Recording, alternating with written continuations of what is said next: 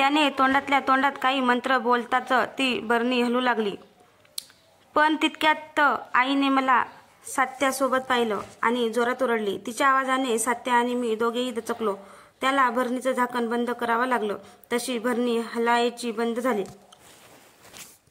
आई इकडे येताच माझी कॉलर पकडली आणि सात्याकडे रागाने पाहू लागली. तुला किती वेळा सांगितलं हाय रे, गावात यायचं नाही, तरी बी अक्कल येत नाही तुला. देऊ का आवाज का गावातल्या लोकांना? खायचा का मार मागच्या वेळेसारखा? सात्या त्याची भरणी आणि सोबत असलेले गाडून घेऊन पळून गेला. आई अगं तू हे काय केलं? सात्या तुम्हाला वाटतो तसा नाहीये, त्याच्याकडे शक्त. तो पुढे काही बोलणार तोच आईने त्याच्या कानाखाली वाजवली. एक शब्द बी नाही ऐकायचा मला. तुला एक डाव सांगितला होता ना, त्याच्या नांदासनी नाही लागायचं. तरी बी तू ऐकलं नाही ना माझं. आई मी काय बोलतो ते फक्त एकदा ऐकून घे. मला काय बी नाही ऐकायचं. शाळेत जातोया तर लई अक्कल आली हाय. स्वतःला लई मोठा माणूस समजतो हाय. चल घरला, तुझ्या बापाला सांगते आज, म्हणत दुर्गेशला ओढून घरी घेऊन जाते. घरी आल्यावर दुर्गेशच्या वडिलांना कळल्यावर तो त्याला खूप ओरडतात. रागाच्या भरात हात उचलतात. मग राग निवळल्यानंतर प्रेमाने समजवतात. एकाच दोन होऊन गावभर बातमी पसरते की दुर्गेश सात्यासोबत गावाच्या वेशीवर जातो. त्यांच्या घरी कोणी येईनासे झाले. गावातल्या लोकांनी त्यांच्या मुलांना त्यांच्यासोबत न राहण्याची सक्त ताकीद दिली. तसे त्यांचे मित्र त्यांच्यापासून लांब राहू लागले. त्यामुळे तो एकाकी राहू लागला. वर्गात कोणी त्याच्या बाजूला बसेना. परिणामी त्याचे अभ्यासात लक्ष लागेना. नेहमी अव्वल येणारा दुर्गेश ह्या वर्षी नापास झाला. घरच्यांना आश्चर्य वाटलं. रागांच्या भरात त्यांच्या वडिलांनी शाळेतून त्यांचं नाव काढून टाकलं. आता तो घरीच राहू लागला. त्याला त्या दिवसापासून ते आत्तापर्यंत फक्त ती भरणी आठवत होती. कसंही करून त्याला पुन्हा साक्याला भेटायचं होतं. पण आईची चौफेर नजर हे शक्य होऊ देत नव्हती. घरात राहून राहून त्याला खूप एकटं वाटत राही. त्याने रात्री जेवताना आई बाबांकडे गावात काहीतरी थोडा वेळ का होईना काम करण्याची इच्छा मांडली. त्याच्यापासून नाराज असलेले दोघेही यावर काहीच न बोलता गुपचूप जेवून आटपून झोपी गेले. दुर्गेशची ही शेवटची आशा होती. पण त्यातही निराशा पदरी पडल्याने तो हताश झाला. पुढच्या महिन्यात त्याचे बाबा जिथे कामाला होते तिथे बाजूला नवीन कंपनी उघडली होती. गावाबाहेर काम करत असल्याने त्यांना देखील यायला उशीर व्हायचा. पुन्हा तेच न व्हावं म्हणून ते त्याला गावाबाहेर काम करायला पाठवण्यास त्यांचं मन नाही म्हणत होतं.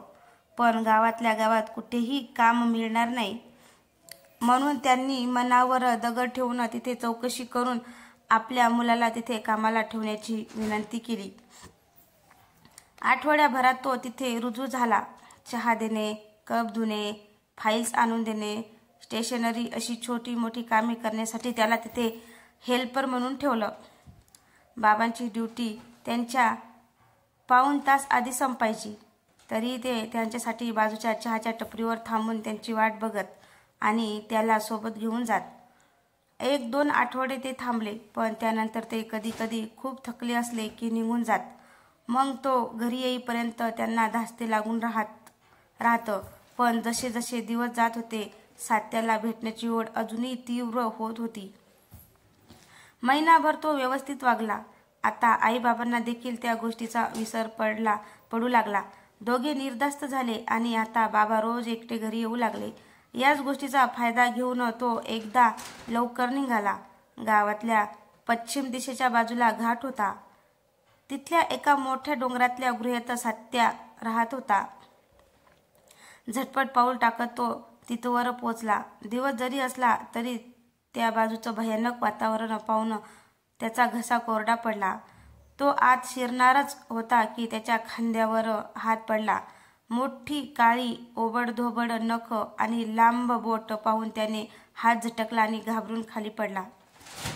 मान वर करून पाहिलं तर तो सात्या होता. त्याला पाहून त्याच्या जीवात जीव आला. सात्याला त्याने त्या भरणीची आठवण करून त्याला ती देण्यासाठी विनवू लागला. तसा तो त्याला बघून जोरजोरात हसू लागला. हसत हसत तो गुहेच्या आत गेला. त्याच्या मागोमाग दुर्गेश सुद्धा निघाला. आतमध्ये येताच त्याला एका रिंगणात माणसाची खोपडी दिसली.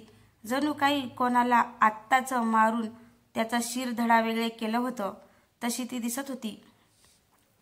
ते पाहून त्याच्या भीतीने गाळण उडाली. त्याला तिथून पळून जावंसं वाटत होतं की पण ती भरणी त्याला हवी होती.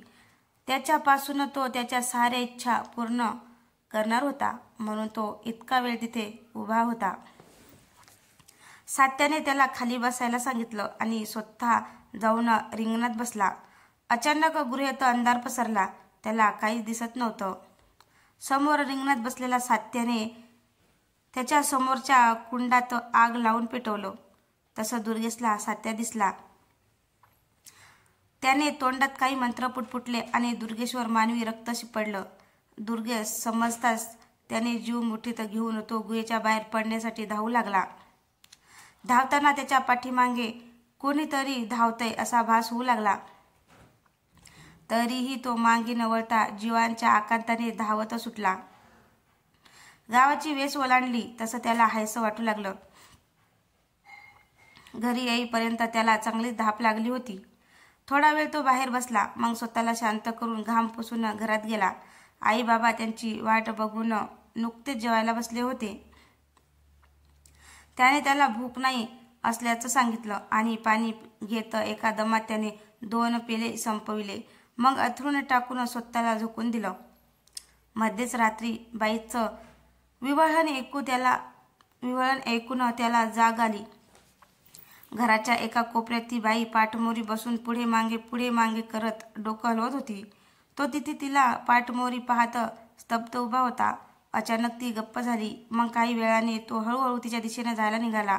मग खाली लक्ष जाता दिसलं की ती पायावर बसली होती आणि तिचे पाय उलटे होते. तो घाबरून हळूच वळला आणि जायला निघाला. 2 पाऊल टाकताच त्याच्या पायापाशी तिचे हात आले आणि तिने गच्च धरून ती जवळ येऊ लागली. तिच्या तोंडावरचे केस बाजूला होता. त्याला तिचा आवसून बघणारा चेहरा दिसला. तिचा चेहरा अर्धा गळत होता आणि त्याच्या पायावर तिची नखं रुतत होती. तो पाठीमागे जात होता तशी ती सरपटत पुढे येत होती. पुढे सरकून ती त्याच्या पायाचा छावा घेणारच होती तितक्यात त्याने देवाचं नामस्मरण करायला सुरुवात केली. तशी ती मागे झाली. पटकन उठून तो बाहेर जायला निघाला. तितक्यात त्याचा पाय दारात अडकला आणि खाली पडून तो बेशुद्ध झाला. चेहऱ्यावर खिडकीतून येणाऱ्या सूर्याच्या उजेडाने जाग आली. रात्रीचा प्रकार डोळ्यासमोर आला.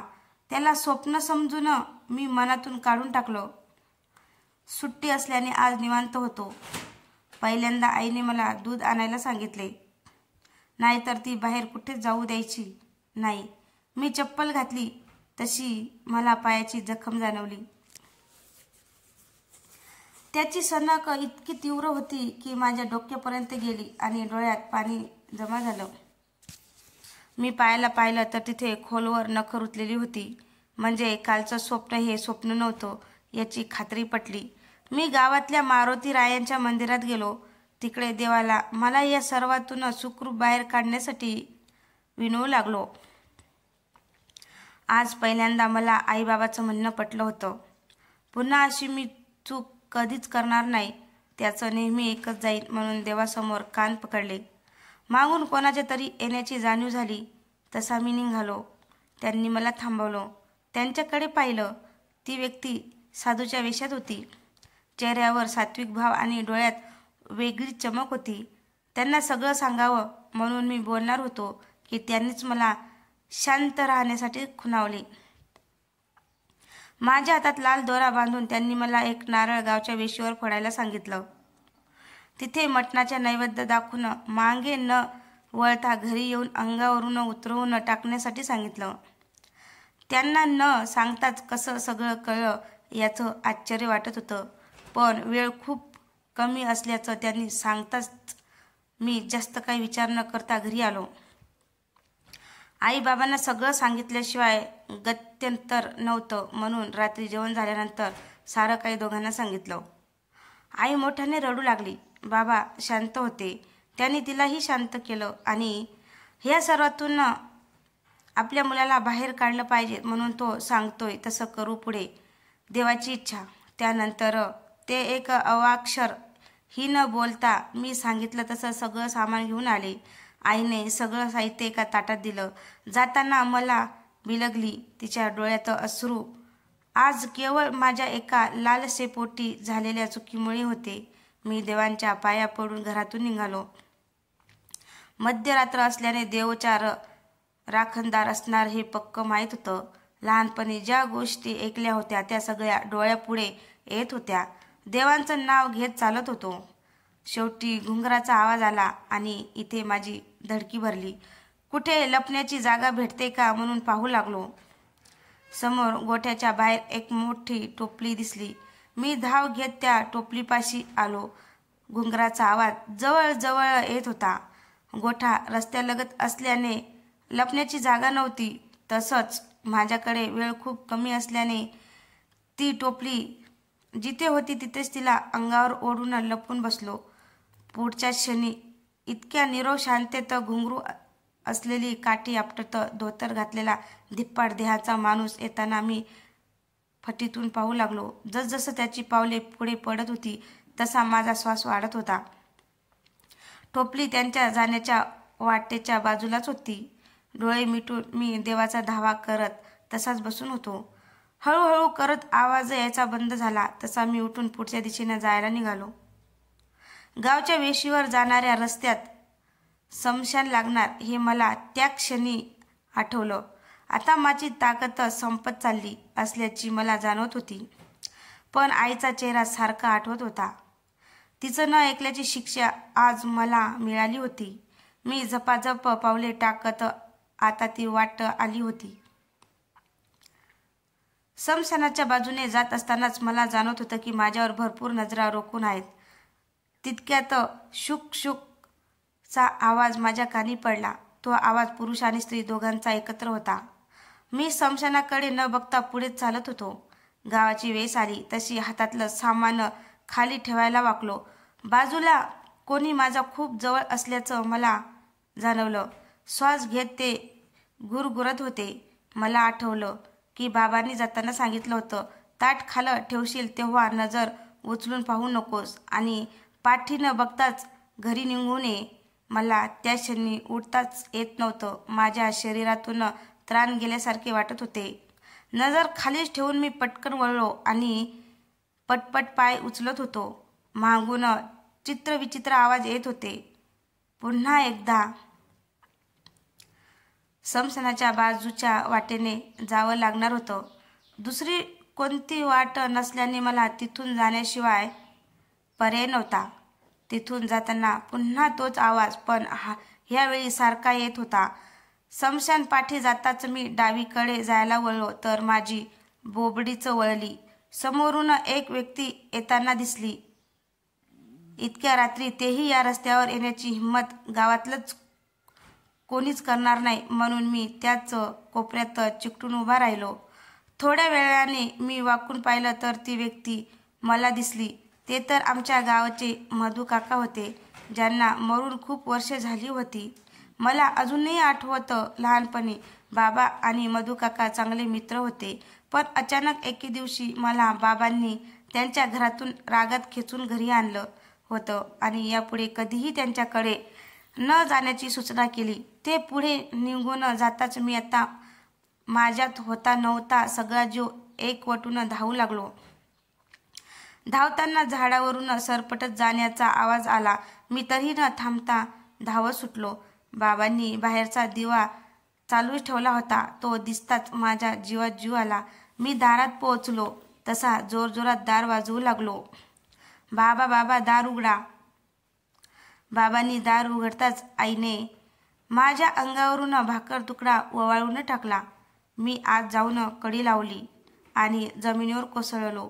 माझं अंग घामाने चिंब भिजलं होतं. थोड्या वेळात मी रिलॅक्स होताच आईने आणलेले पाणी घटाघटा पिऊन टाकलं. डोळ्यासमोर सारखं तेच येत होतं. मी काही बोलणार इतक्यात बाबांना कसला तरी आवाज आला. त्यांनी मला गप्प राहण्यासाठी सांगितलं. आम्ही तिघे लक्ष देऊन तो आवाज कसला आहे ते पाहू लागलो. आमच्या दारावर जोरजोरात थाप पडू लागली. ठक ठक ठक ठक आवाज वाढतच चालला होता. आम्ही तिघेही कोपऱ्यात एकमेकांना बिलगून बसलो होतो. खूप वेळ दारावर थाप पडत होती. मध्येच गुरगुरण्याचा आवाज यायचा. माझा कधी डोळा लागला माहीत नाही. उठलो तेव्हा पाहिलं घरात देवळातील पुजारी आले होते. बाबांना देवाचा अंगारा आणि प्रसाद देऊन काळजी न करण्याचं सांगून गेले. बाबांना कालचा सगळा प्रसंग सांगितला. तसेच मधुकाका दिसल्याचं सुद्धा सांगितलं. बाबांचे डोळे पाणावले. ते सांगत होते मधुकाका देखील सत्याच्या नांदी लागले होते. किती वेळा समजावून सांगितलं पण तो ऐकत नव्हता. सत्याने त्यांना देखील त्या भरणीतून सोन्याची अंगुठी काढून दाखवली होती. त्याचं लालसेपोटी त्यांनी त्यांचा जीव गमावला होता. सत्या कित्येक लोकांना त्या भरणीमधून मौल्यवान वस्तू काढून दाखवायचा. मग त्या गोष्टीचा फायदा घेऊन तो माणसांचा बळी देऊन त्यांची शक्ती वाढवायचा.